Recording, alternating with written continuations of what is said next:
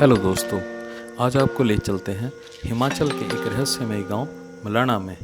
ये मैंने अपनी पैकिंग स्टार्ट करी, सामान रखा and then let's start it.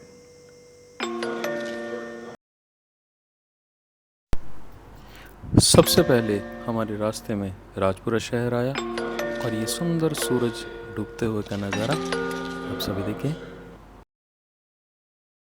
रास्ते को एंजॉय करते जैसे हम मोहाली की ओर बढ़ रहे थे तो हमें एक महान हस्ती मिल गई जो थे ये जनाब, जो जिनको ना अपनी जान की परवाह थी और ना ही दूसरों की जान की परवाह थी और ना ही ट्रैफिक नियमों की पर कोई परवाह थी। इनको समझाने के लिए हमने गाड़ी भगाई। ये तो नहीं मिले पर मोहाली में ट्रैफिक जैम जरूर हमको मिल गया। इस गेट को क्रॉस करते ही आगे शुरू हो जाती हैं टनल्स। जिसने भी ये गेट देखा है वो नीचे कमेंट करके ज़रूर बताइए अपने एक्सपीरियंस। और लीजिए, इतना ही बोलते ही आ गई पहली टनल।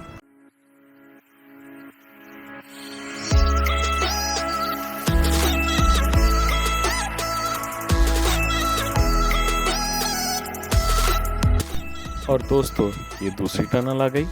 मलाना के रास्ते में जाते हुए करीब 11 टनल से होकर गुजरना पड़ता है। कुल्लू के पास रात के समय ये घर कितने सुंदर लग रहे हैं ना। इसके बाद रास्ते में हमें मिट्टी और रेत से बना ये पहाड़ नजर आया।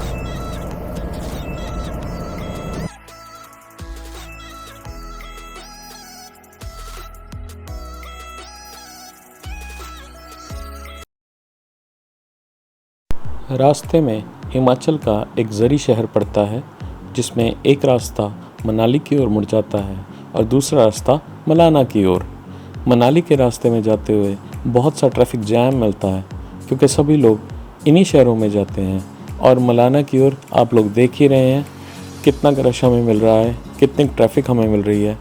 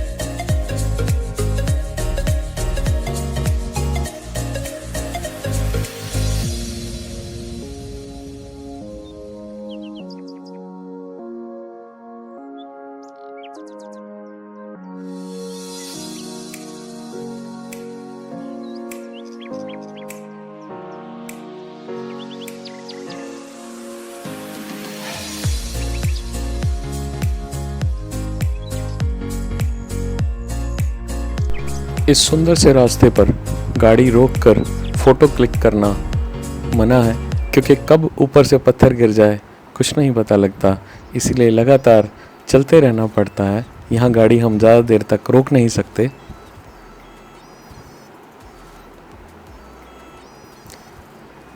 रास्ता कुछ ऑफ रोड भी है।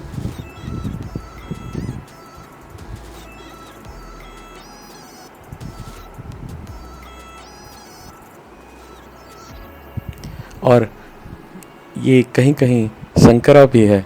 आप देख रहे हैं कि अगर एक गाड़ी जा रही है तो दूसरी गाड़ी उधर से आने के लिए रास्ता बहुत कम बचता है। और ये हमारी ओर झुकी हुई चट्टानें।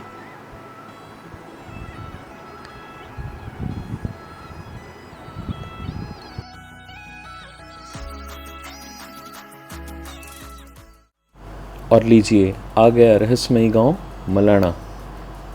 इस गांव के बारे में कहा जाता है कि इस गांव में रहने वाले लोग अपने आप को अलेक्जेंडर का वंशज मानते हैं और ये गांव वर्ल्ड की सबसे ओल्डेस्ट डेमोक्रेसी कहा जाता है।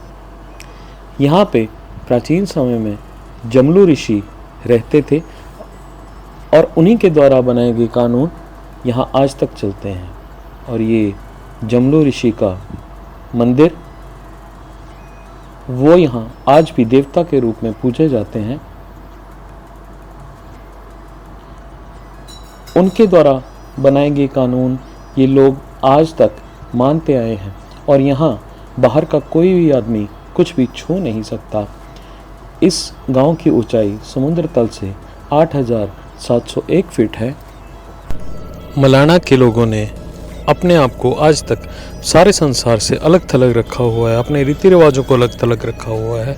यहाँ तक कि इन्होंने किसी भी चीज़ को छू लेने पर उसको फाइन रखा हुआ है, 2,500 रुपये, 3,500 रुपये, 5,000, और कुछ चीज़ों पर तो इतना फ़ाइन है कि सीधा लिखा हुआ है कि दंड दिया जाएगा अगर कोई इनकी इमारत को, इनको या इनकी किसी वस्तु को छू लेगा। ये देखिए नोटिस बोर्ड, आप खुद पढ़ सकते हैं।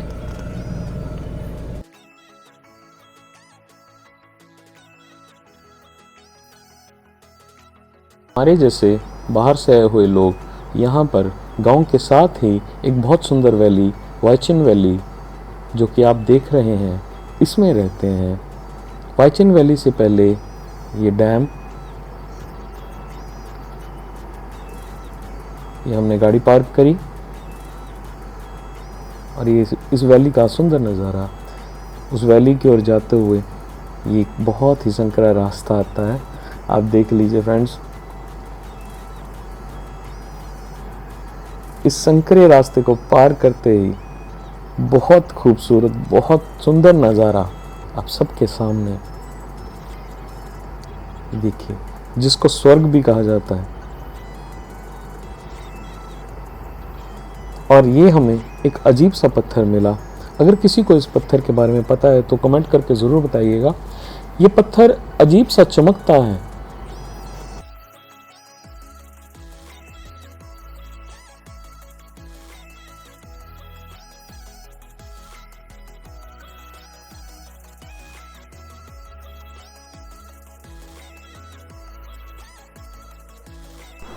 मलाना गांव के साथ लगती वाइचिन वैली में रुकने के लिए आपको 3 से 4 किलोमीटर ट्रैकिंग करनी पड़ती है।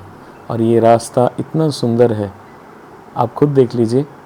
कहीं पे झरना निकलता है और कहीं पे पानी की आवाज़ इतनी सुंदर लगती है जो मैं आपको बता नहीं सकता, आप खुद महसूस कर सकते हैं।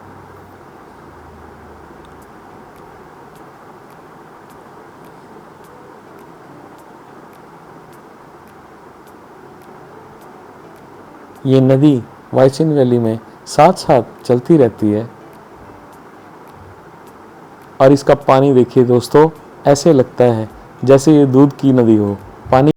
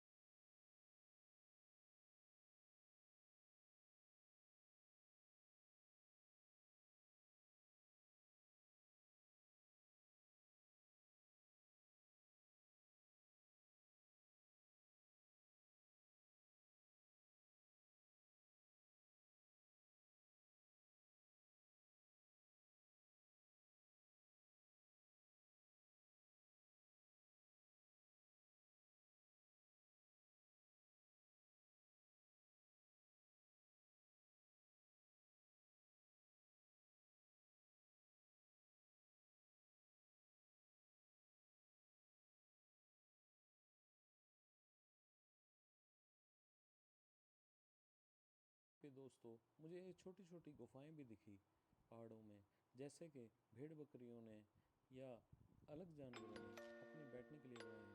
ये लकड़ से बना हुआ एक छोटा सा पुल, मुझे तो ये टूटा हुआ लग रहा है। बाकी वापसी में मैंने देखा था, इससे एक आदमी पहाड़ के इस साइड से दूसरी साइड जा रहा था। ये देखिए सुंदर नज़ारा।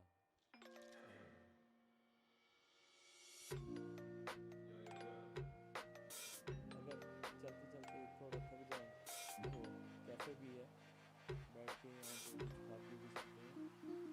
हमने भी सैंडविच लिए थे बच्चों के, और कुदरत नज़ारे में बैठ के साथ में झरना। पानी इतना शुद्ध होता है झरने का कि आप उसमें थोड़ा सा भर के पी भी सकते हैं, क्योंकि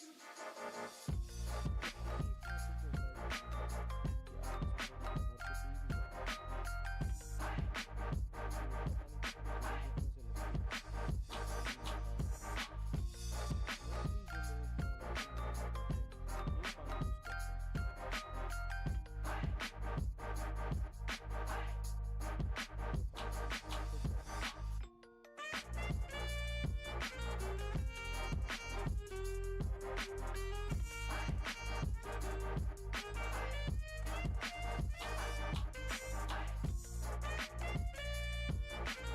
यही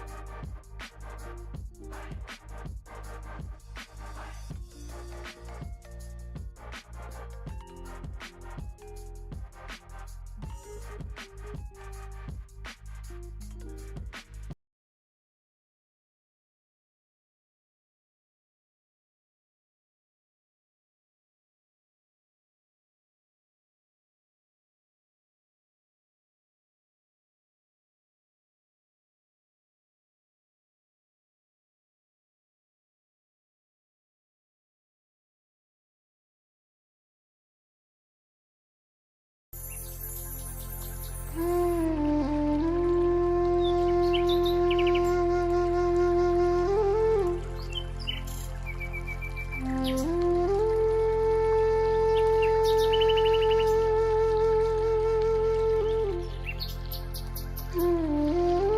पानी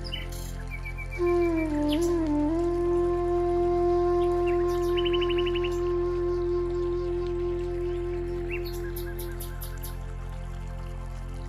सो फाइनली हम अपने होम स्टे में पहुंच गए। देखिए ये सारा घर लकड़ी, पत्थर और मिट्टी से बना होता है। ये देखिए कैसे इस घर की छत बनाई जाती है, कैसे कारीगरी की जाती है। लकड़ी, पत्थर और मिट्टी, और ये जो टीन की, लोहे की चादरें आप देख रहे हैं, ये इस तरीके से लगाई जाती हैं कि ना इस घर में ज़्यादा गर्मी लगती है ना ज़्यादा सर्दी लगती है। नॉर्मल टेम्परेचर रहता है, चाहे बाहर जितनी मर्ज़ी सर्दी हो जाए, चाहे बर्फ़ ही क्यों ना पड़ जाए, पर इस घर में ज़्यादा सर्दी नहीं लगती। और ये जो घर बनाया जाता है यहीं के लोकल कारीगर की ओर से बनाया जाता है। लकड़ी को ऐसे काटा जाता है कि बहुत सुंदर घर लगता है। और ये पहाड़ों की सुबह का नज़ारा। आप में से भी बहुत सारे लोगों ने पहाड़ों में सुबह का नज़ारा लिया होगा।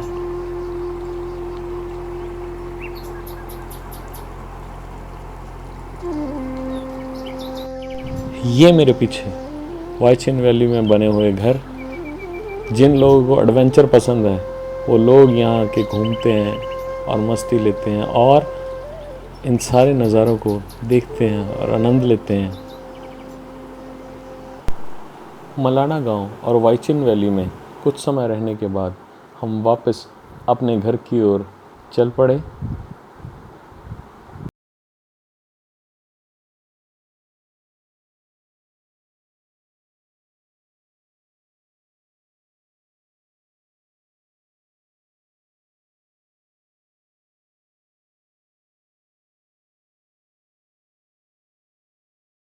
वीडियो में जितने भी मैंने आपको स्टे होम्स दिखाए, ये ज़्यादातर इनमें से बाहर गए हुए लोगों ने मलाना गांव के वासियों से लीज़ पे ले रखे हैं और कुछ स्टे होम्स मलाना वालों के अपने भी हैं।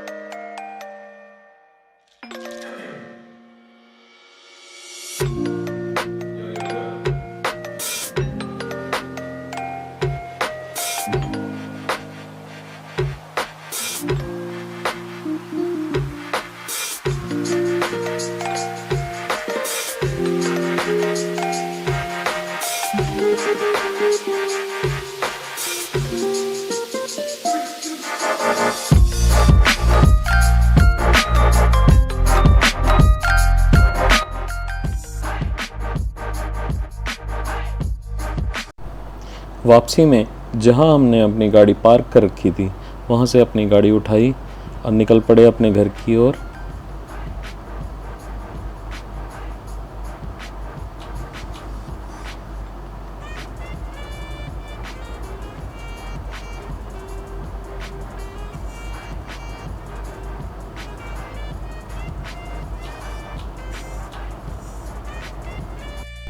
और रास्ते में ऐसे हालात भी देखने को मिले।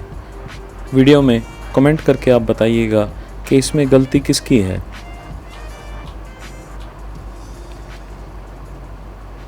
बहुत ही ध्यान से ये फॉर्च्यूनर वालों ने अपनी पहली गाड़ी निकाली। कुल 2 गाड़ियां थी ये।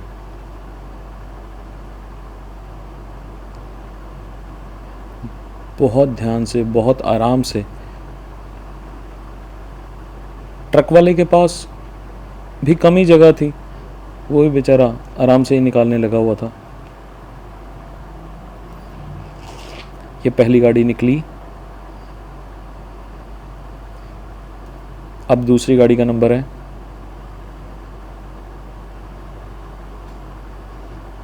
इतने देखते देखते ही पीछे से एक तीसरी गाड़ी भी आके लाइन में लग गई। पहली गाड़ी वालों ने अपनी दूसरी गाड़ी निकलवाई।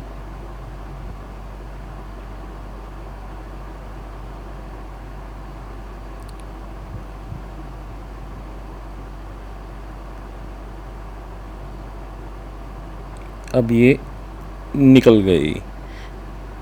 ये दूसरी गाड़ी भी निकली। तीसरी गाड़ी में टोटल 4 लोग सवार थे।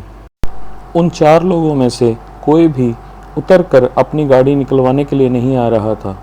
तो यहाँ से जितनी दूर से मैं वीडियो बना रहा हूँ आप देख सकते हैं, मैं खुद गया और उनकी तीसरी गाड़ी निकलवाई।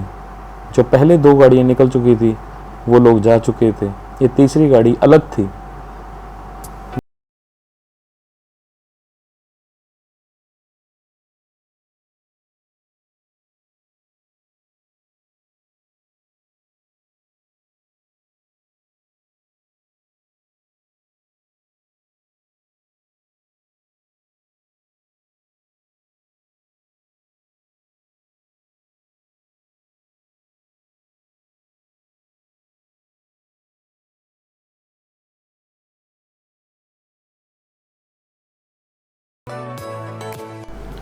सड़क की थोड़ी थोड़ी दूरी पर गाड़ियां पास करने के लिए थोड़ी चौड़ी सड़क बनाई हुई है ताकि गाड़ियां एक दूसरे को क्रॉस कर सकें।